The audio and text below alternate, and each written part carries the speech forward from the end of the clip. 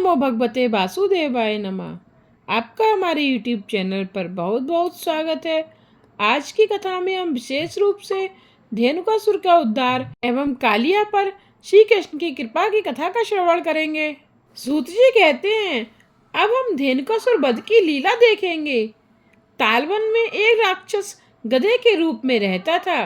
एक बार श्री दामा और अन्य गोप बालकों ने शिकायत की कि तालवन में फल तो बहुत हैं, किंतु धेनुकासुर किसी को लेने नहीं देता। भगवान ने प्रहलाद को वचन दिया था कि उनके किसी वंशज को वे नहीं मारेंगे। सो बलभद्र ने धेनुकासुर का वध किया था। वन में फल सड़ जाएं, फिर भी किसी को ना दे, वही धेनुकासुर है। अपने पास बहुत सा धन होने पर भी किसी को कुछ ना देना, वह धेनुकासुर ही है। धेनुकासुर तालवान का मालिक तो नहीं था, किंतु वर्षों से वह वहां रहता था और जबरन उसने कब्जा जमा लिया था। कई लोग सार्वजनिक संस्थाओं का बही खाता करते करते उस पर कब्जा जमा लेते हैं। कुछ ऐसी संस्था में गोलमाल करते हैं, रुपए पैसे डकार जाते हैं। इस तरह समाज का धन उड़ाने वाला अगले जन्म में गधा बनेगा। धेनुकासुर देहाध्यास है, अविद्या के कारण होता है। अविद्या जीव को संसार के बंधनों में फंसाती है। ऐसा होने पर सांसारिक पदार्थों के लिए जीव के मन में ममता, राग, द्वेष आदि उत्पन्न होते हैं। जब तक अविद्या नष्ट नहीं हो पाती, तब तक संसार छूट नहीं पाता। देहाध्यास में जीव को अपने को बड़ा, स्वरूपवान, विद्यावान, संपत्तिवान मानने लगता है, देहाभिमानी हो जाता है। ऐसे लोग दूसरों का अपमान करने लगते हैं, दूसरों को सताते हैं। ऐसे देहाध्यास को बलभद्र ने मारा।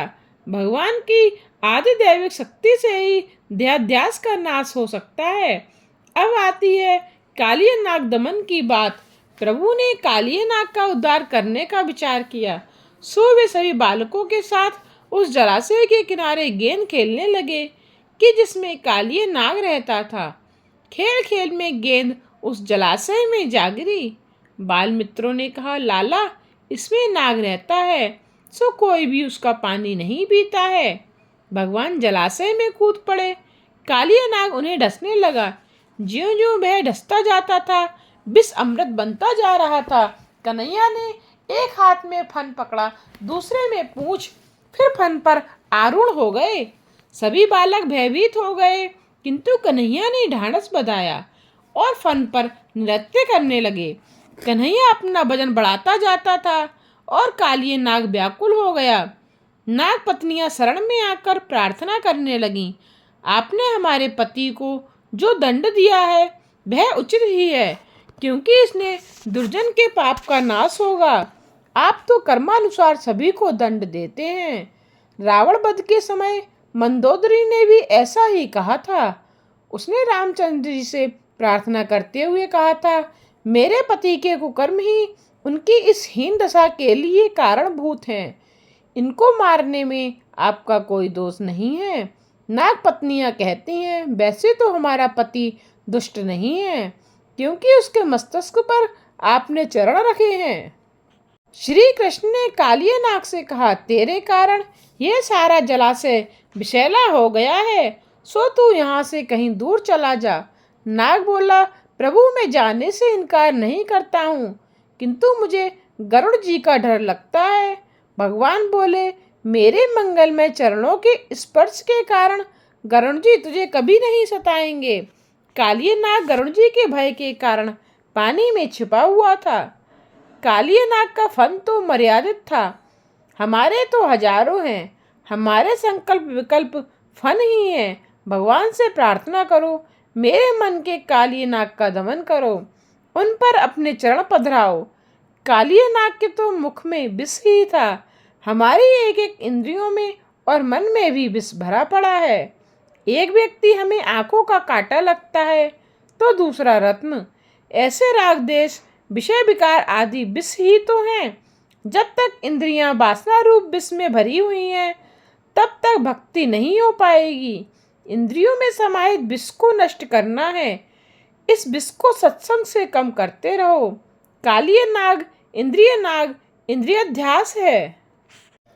यमुना भक्ति में इंद्रियाध्यास आए तो शुद्ध भक्ति की नहीं जाएगी। भोग और भक्ति पारस्परिक शत्रु हैं।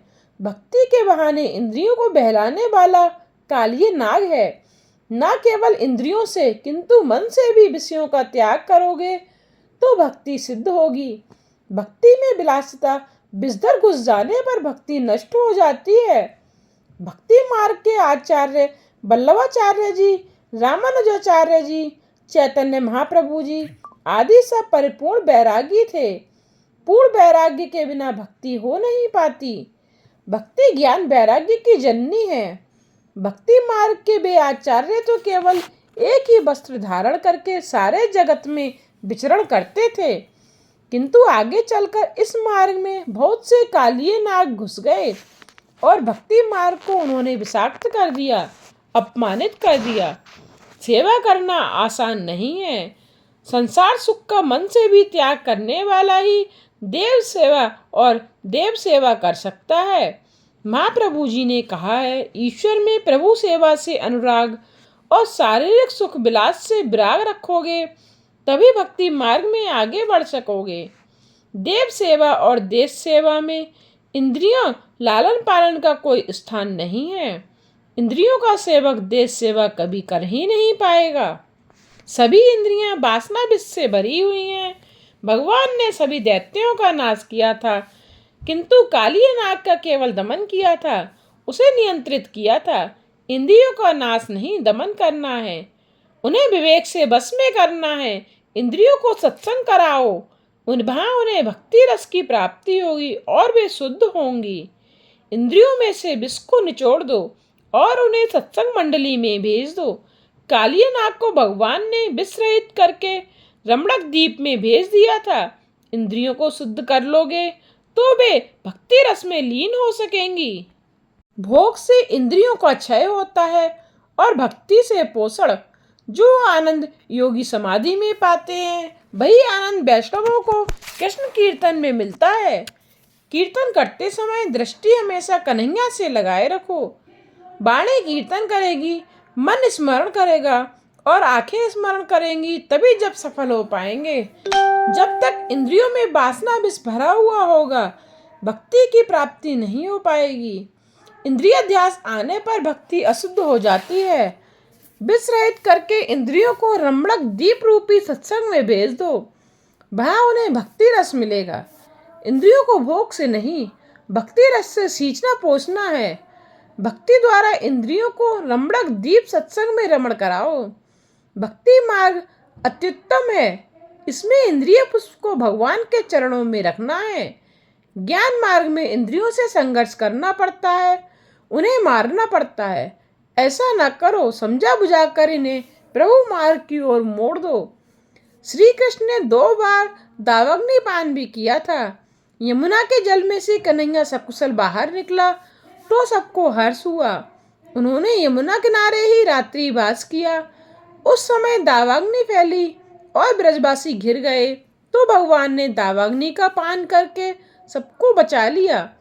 एक बार सभी गोप बालक खेत कूद में मकसूल हो गए तो गायें चरती चरती दूर निकल गईं।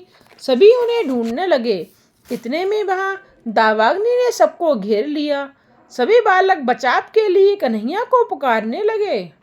लाला ने उनसे कहा, सब अपनी अपनी आंखें बंद कर लीजिए, मैं मंत्र जाप कर रहा हूँ। कन्हैया ने विराट रूप धारण किया और दावाग्नि पान किया। जब भी तुम प्रतिकूल अवस्था की दावाग्नि में घिर जाओ, आंखें बंद करके प्रभु का ध्यान करो। प्रतिकूल परिस्थिति में जी का जलाना ही दावाग्नि है।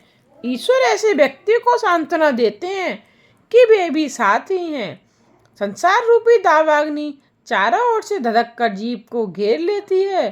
कचहरी में ऊपर वालों से झगड़ा हो जाता है और घर पर आकर मनुष्य देखता है कि अपनी माता और पत्नी हाथापाई में जुटी हुई हैं।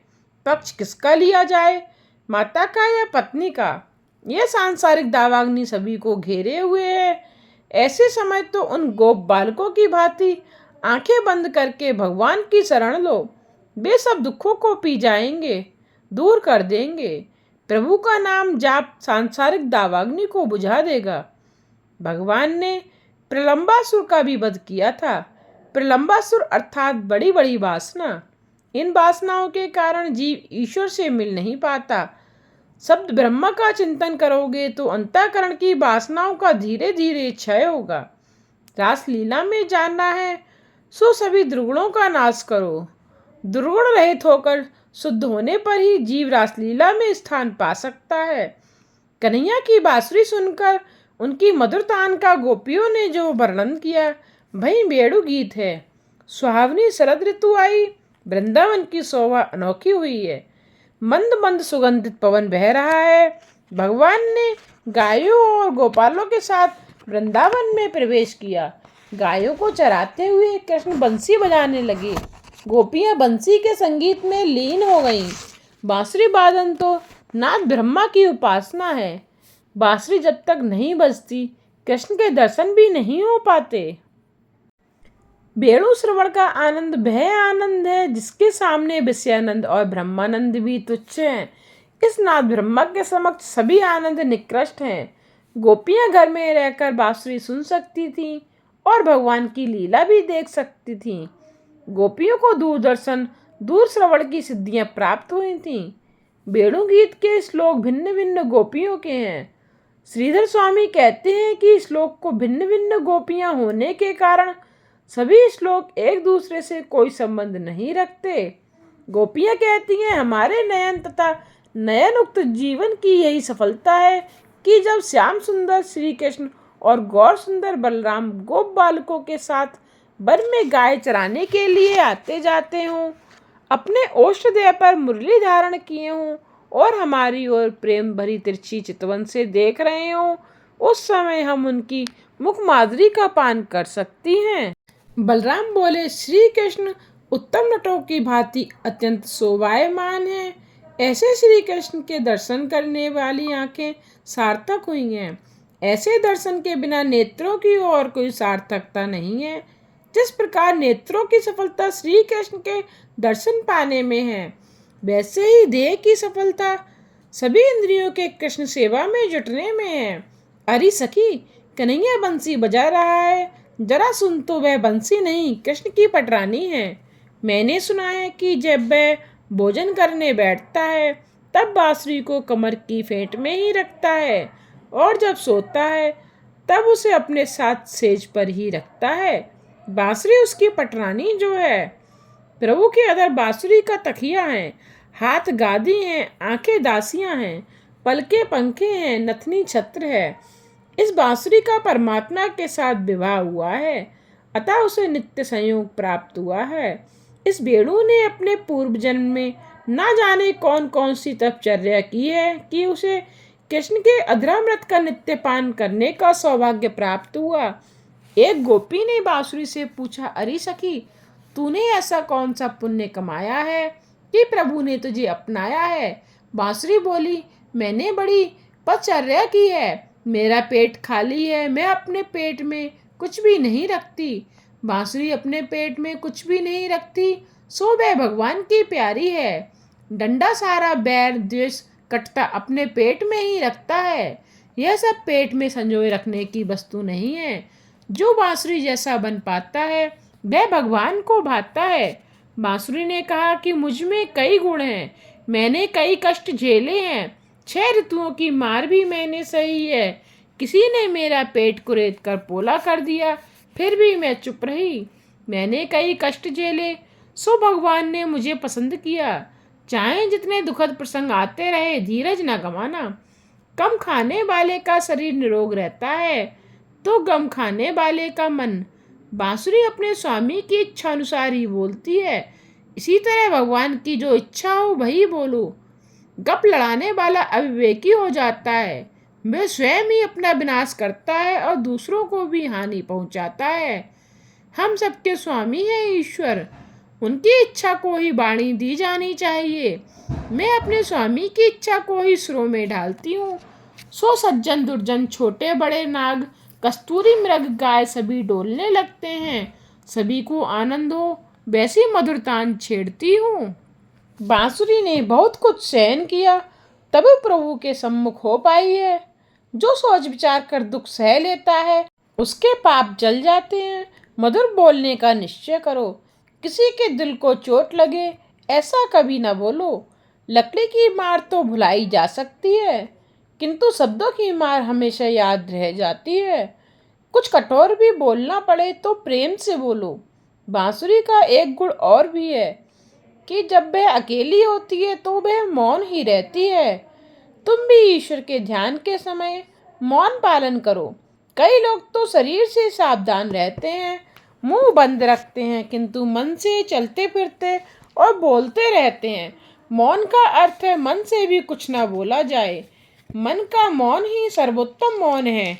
महारानी बांसुरी बोल देने के बाद अपने पेट में कुछ भी नहीं रखती।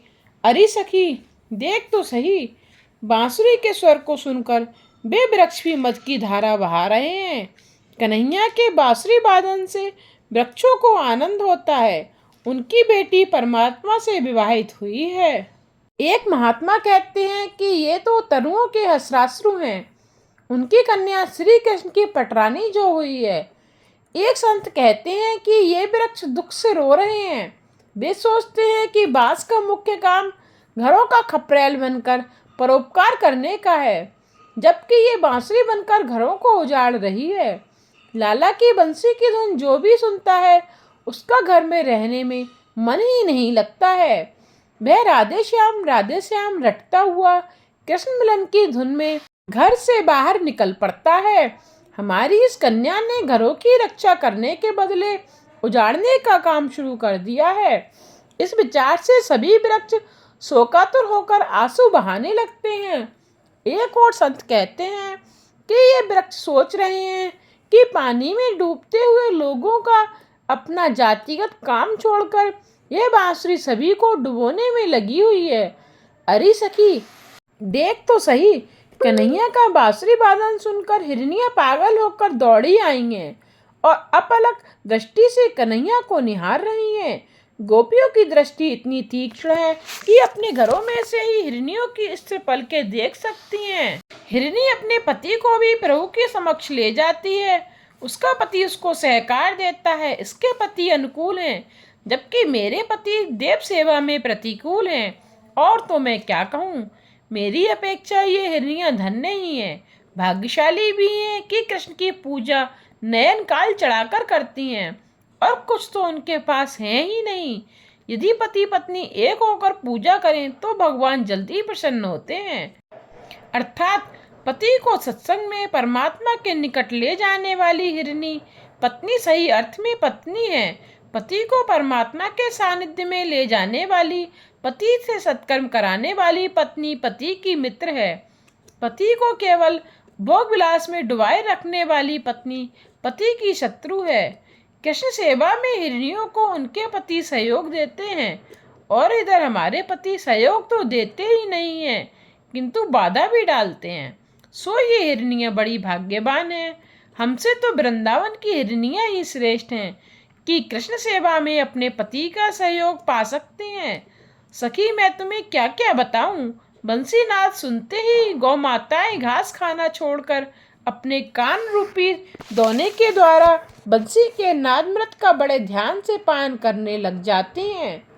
भगवान की प्रेम रसी बंसी की धुन सुनकर गायें घास चबाना भूलकर आनंद के अश्रु बहाने लग जाती हैं। बछड़े भी दूध पीना भूल जाते हैं। कन्हैया का बांसुरी वादन मनुष्य, पशु, पक्षी, वृक्ष सभी शांति से सुनते हैं। वृंदावन की वन्य सृष्टि दिव्य है। जब कन्हैया बांसुरी बजाने लगता है तो पक्षी भी शांत हो जाते हैं। कई ऋषि भी पक्षी का रूप लेकर इधर उधर उड़ते फिरते हैं। ये पक्षी प्यास लगने पर भी राधे श्याम का जप करते करते पानी पीने जाते हैं। उनके गंगा के किनारे मौन रखने की आदत है, सो यहाँ भी मौन रहकर लाला की बांसुरी सुनते हैं। कुछ पक्षी ऐसे भी हैं जो जमुना जी का जलपान करने के लिए भी वृक्ष से नीचे नहीं उतरते। जलपान करने जाने से कृष्ण से विरह जो होगा।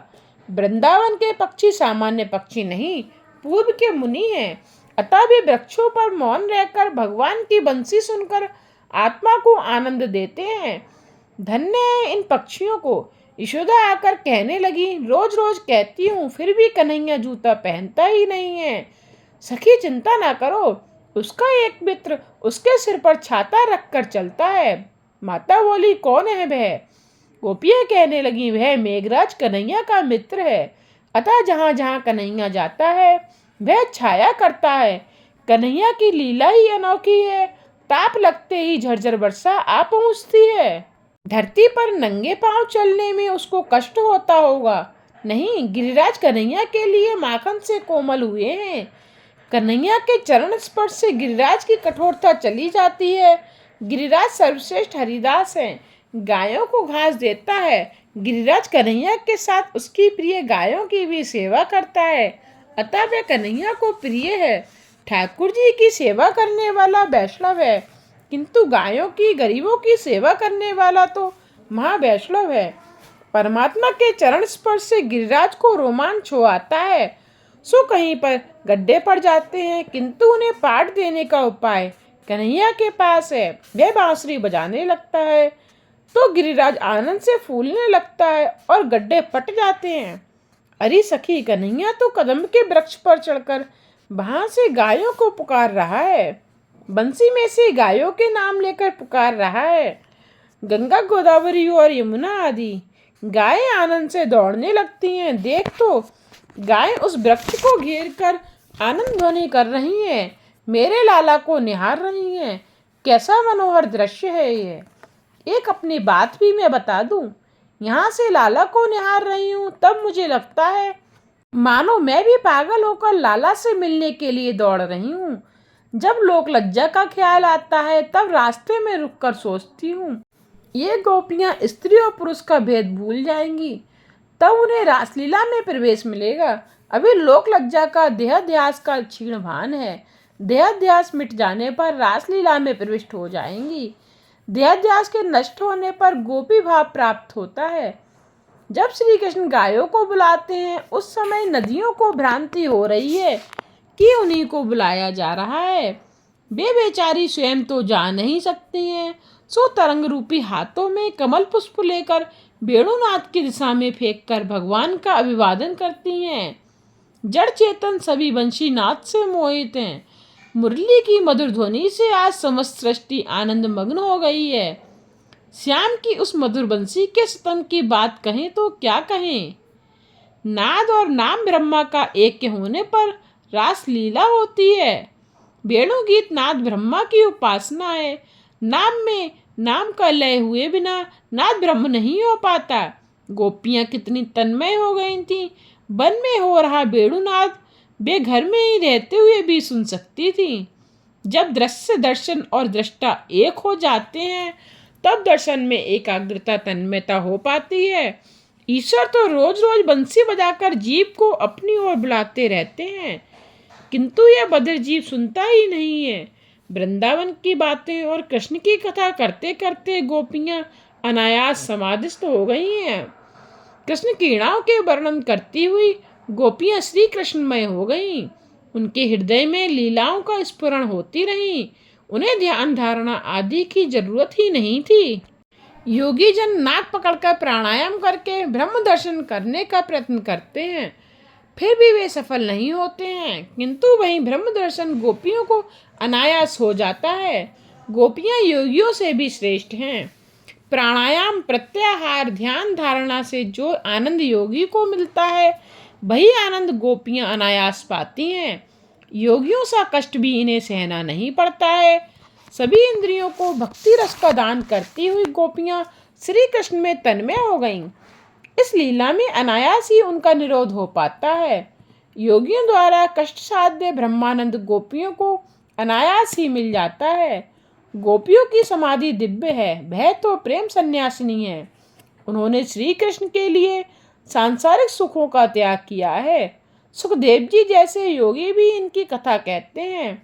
उन्हें लगता है वे संसार और वस्त्रों का त्याग करके सन्यासी बने हैं, जबकि वे संसार में रहकर और साड़ियाँ पहनकर भी सन्यासिनी बनी हैं। सुखदेव जी इनकी लीला का वर्णन करते हुए पागल हो गए हैं।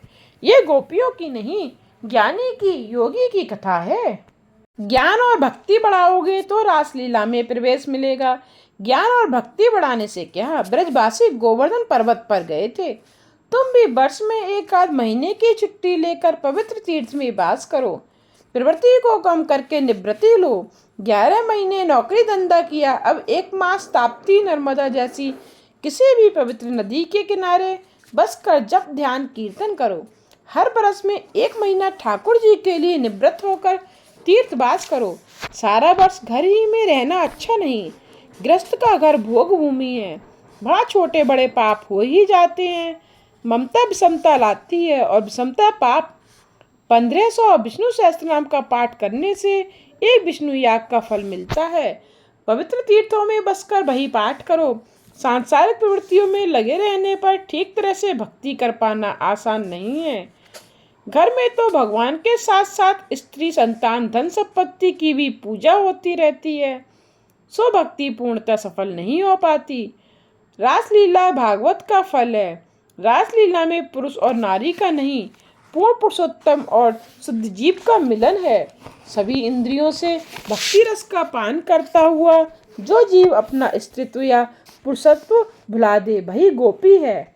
अपना पुरुषत्व या नारीत्व याद आता रहेगा तो गोपी भाव नहीं जागेगा। इस सर्वोत्तम गोपी भाव में तो अपना देहवान, अपना नारीत्व या पुरुषत्व का विस्मरण करना है। यदि देहवान शेष होगा तो काम नष्ट नहीं होगा। काम भुलाए जाने पर ही गोपी भाव जागता है। परमात्मा का इस प्रकार स्मरण करो कि अपना देहभान ही ना रहे।